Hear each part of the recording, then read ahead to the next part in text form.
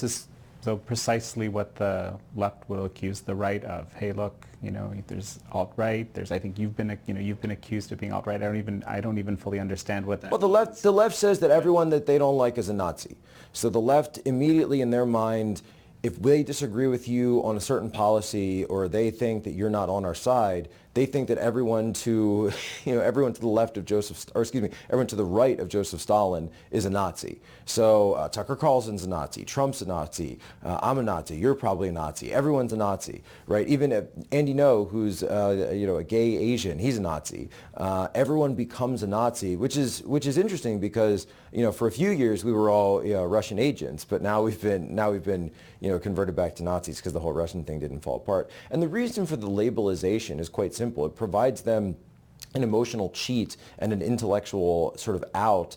Instead of having to confront someone on what they have said, instead of having to confront someone on their actual policy positions or the actual opinions and statements that they make, you can just label them and then write them off. And it's also, in a sense, it's not just group fence behavior or grouping behavior of in-group and out-group, which is something that we, by the way, see in terms of a lot of cults are like this. A lot of these sort of cult groups will have their own in-group mentality, and that the rest of the world is against them, right? And so we see this on the left quite frequently now, and the ability to throw a label on someone, it creates an intellectual cheat where instead of having to deal with the things that they've said or deal with them as a human, you can dehumanize them under that label. So you're dehumanizing them by saying, oh, they're a Nazi. Even if they completely oppose the Nazis. I myself, I'm Polish, right?